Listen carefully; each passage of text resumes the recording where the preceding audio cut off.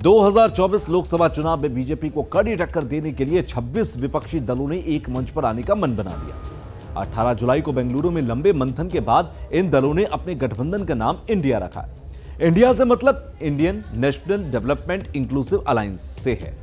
इस गठबंधन में कांग्रेस सबसे बड़ी राष्ट्रीय पार्टी है। वहीं इस बार उसे अपने पूर्व सहयोगियों के अलावा भी कुछ नए साथियों का सहयोग मिला है।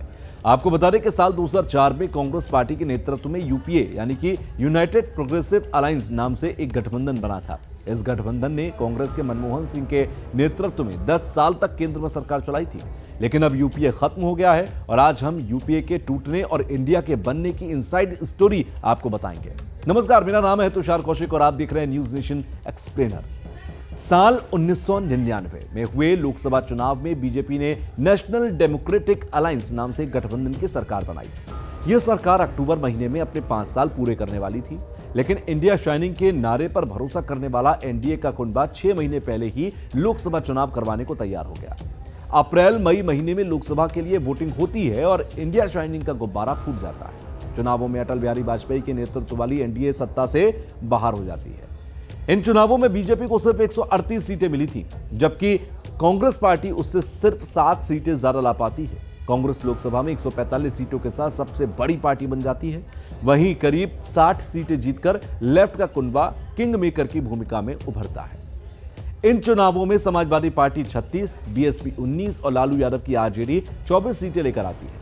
ऐसे में बीजेपी को सत्ता से बाहर रखने के लिए सबसे बड़ी पार्टी होने के नाते कांग्रेस मुख्य भूमिका में आ गई। अब कवायद शुरू हुई बीजेपी विरोधी सरकार के गठन की। इस काम में लगे अनुभवी कम्युनिस्ट नेता और सीपीएम के तत्कालीन महासचिव हरकिशन सिंह सुरजीत कांग्रेस के साथ मिलकर धर्मनिरपेक्ष पार्टियों को एक साथ लाने में जुट गए। सुरजीत की कवायद का नतीजा यह रहा कि 14 दलों ने कांग्रेस को समर्थन का ऐलान कर दिया। अब बात गठबंधन के नाम पर आ गई। गठबंधन के नाम के लिए यूनाइटेड प्रोग्रेसिव अलायंस यानी कि यूपीए पहली पसंद नहीं था। ऐसा बताया जा रहा है कि इस गठबंधन का शुरुआती नाम यूनाइटेड सेक्युलर अलायंस या प्रोग्रेसिव सेक्युलर अलायंस सुझाया गया था, लेकिन बाद में इसे बदलकर यूनाइटेड प्रोग्रेसिव अलायंस कर दिया गया। इसके पीछे भी एक कहानी है। जानकारों की माने तो सरकार गठन से पहले गठबंधन को लेकर दिल्ली में लगातार बैठकों का सिलसिला चल रहा था। उस वक्त दक्षिण के कद्दावर नेता और डीएम के प्रमुख एम करुणानिधि ने सोनिया गांधी से मिलकर सेकुलर शब्द को लेकर कहा कि तमिल में इसका मतलब गैर धार्मिक होता है। यही वजह है कि बाद में इस गठबंधन का नाम यूनाइटेड सेकुलर अलायंस की बजाय यूनाइटेड प्रोग्रेसिव अलायंस हो गया। 22 मई 2004 को कांग्रेस के वरिष्ठ नेता डॉक्टर मनमोहन सिंह ने यूपीए सरकार के प्रधानमंत्री के तौर पर शपथ ली। मनमोहन सिंह के साथ शपथ लेने वालों में एनसीपी प्रमुख पवार, आरजेडी नेता लालू यादव, एलजेपी नेता रामविलास पासवान, झारखंड मुक्ति मोर्चा के नेता शिबू सोरेन, तेलंगाना राष्ट्र समिति के प्रमुख के चंद्रशेखर राव, करुणानिधि की पार्टी डीएमके के टी.आर. बालू, दयानिधि मारन, ए राजा और पीएमके के अंबुमनी रामदास शामिल थे। अब ये यूपीए का कुनबा बिखरा कैसे, ये भी समझिए। साल 2004 में कांग्रेस के नेतृत्व में केंद्र में सरकार तो बन गई, लेकिन 2006 आते आते यूपीए के कुनबे को पहला झटका लगा। आंध्र प्रदेश से अलग तेलंगाना राज्य की मांग को लेकर टीआरएस नेता के चंद्रशेखर राव ने यूपीए से अलग होने का ऐलान किया। इसके बाद साल 2007 में एमडीएमके के वाइको ने भी यूपीए का साथ छोड़ दिया।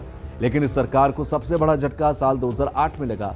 अमेरिका से न्यूक डील को लेकर 4 लेफ्ट पार्टियों ने यूपीए से अपना समर्थन वापस ले लिया। इन चारों पार्टियों के सांसदों की संख्या लगभग 60 थी। ऐसे में मनमोहन सिंह सरकार को संसद में अविश्वास प्रस्ताव का सामना करना पड़ा, लेकिन सदन में सरकार के पक्ष में ज्यादा वोट पड़े और इस सरकार ने अपने 5 साल पूरे किए। इसके बाद साल 2009 के लोकसभा चुनाव में कांग्रेस पार्टी का प्रदर्शन पहले की तुलना में काफी बेहतर रहा। कांग्रेस ने 206 सीटों पर जीत दर्ज की। इसके साथ ही यूपीए एक बार फिर से सत्ता में वापसी करती है, लेकिन इस बार यूपीए का कुनबा थोड़ा छोटा हो गया। आरजेडी, एलजेपी यूपीए से अलग हो चुके थे। वहीं TMC, NCP, DMK, national conference और इंडियन यूनियन मुस्लिम लीग यानी कि आईयूएमएल यूपीए 2 के प्रमुख घटक थे। हालांकि बाद में आरजेडी, सपा और बसपा ने भी यूपीए को समर्थन दे दिया था। लेकिन 2010 में राज्यसभा में महिला आरक्षण बिल के विरोध में आरजेडी ने समर्थन वापस लिया।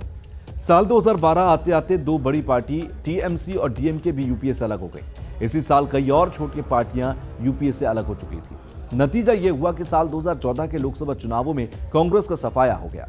2014 के लोकसभा चुनावों में कांग्रेस ने अब तक की सबसे कम 44 सीटें जीती। हालांकि कांग्रेस गठबंधन को अभी भी यूपीए के रूप में जाना जाता है, लेकिन तकनीकी रूप से कहा जाए तो 2014 के बाद कोई यूपीए नहीं था। यूपीए में शामिल रही ज्यादातर पार्टियों से कांग्रेस के संबंध खराब हो चुके थे। कांग्रेस नेताओं का कहना था कि आजकल वो आमतौर पर विपक्षी दलों के लिए समान विचारधारा वाले दल का शब्द का उपयोग करते हैं। यही वजह है कि दिसंबर 2021 में सत्तारूढ़ बीजेपी के खिलाफ सभी क्षेत्रीय दलों को एकजुट करने की जरूरत पर जोर देते हुए टीएमसी नेता और पश्चिम बंगाल की मुख्यमंत्री ममता बनर्जी ने कहा था कि यूपीए क्या है, कोई यूपीए नहीं है। यानी ये बिल्कुल सीधा संकेत था कि यूपीए का कोई अस्तित्व नहीं है और अब एक नए गठबंधन का समय है। राजनीति के जानकारों की माने तो नाम बदलना कांग्रेस का यूपीए की छवि से बाहर निकलना भी एक बड़ी वजह हो सकता है। दरअसल 2014 के चुनाव आते आते यूपीए की छवि भ्रष्टाचार के आरोपियों की वजह से खराब हो चुकी थी और 2019 में भी मोदी समेत बीजेपी के दूसरे नेता अक्सर इस गठबंधन पर वंशवाद की राजनीति और भ्रष्टाचार के आरोप लगा रहे थे। हाल ही में बीजेपी अध्यक्ष जेपी नड्डा ने यूपीए की आलोचना करते हुए कहा था कि यू का मतलब उत्पीड़न, पी का मतलब पक्षपात और ए का मतलब अत्याचार से। बीजेपी विरोधी इंडिया तक अब कैसे पहुंचे ये लोग, अब ये भी समझिए। विपक्षी दलों की पहली बैठक 23 जून को पटना में हुई। इस बैठक में 15 विपक्षी दलों ने हिस्सा लिया। इस दौरान आम आदमी पार्टी ने दिल्ली अध्यादेश के विरोध में कांग्रेस द्वारा समर्थन देने की शर्त रख दी। यही वजह रही कि इस बैठक में कोई फैसला नहीं हो सका। अब विपक्षी दलों की दूसरी बैठक 17 जुलाई को बेंगलुरु में शुरू हुई।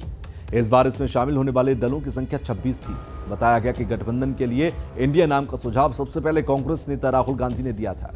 हालांकि वो चाहते थे कि कांग्रेस महासचिव केसी वेणुगोपाल पहले पश्चिम बंगाल की मुख्यमंत्री ममता बनर्जी से इसे मंजूरी दिलाएं। बताया जाता है कि वो इंडिया नाम पर आसानी से सहमत हो गई। उन्होंने केवल ये सुझाव दिया कि एन का मतलब नेशनल के बजाय न्यू होना चाहिए। फिर इस बात पर अनौपचारिक चर्चा हुई कि क्या डी अक्षर का मतलब डेमोक्रेटिक होना चाहिए या डेवलपमेंट। जानकार बताते हैं कि विपक्षी दलों के कुछ नेता 17 जुलाई की रात को डिनर के बाद ज्वाइंट स्टेटमेंट के रूप अंतिम रूप देने के लिए बैठे। ये बैठक आधी रात के बाद तक चली। इस दौरान यह भी तय हुआ कि 18 जुलाई को बैठक में ममता बनर्जी इंडिया नाम का प्रपोजल रखेंगे। पहले से तय प्लान के मुताबिक कांग्रेस अध्यक्ष मल्लिकार्जुन खड़गे ने अपने बयान से बैठक की शुरुआत की।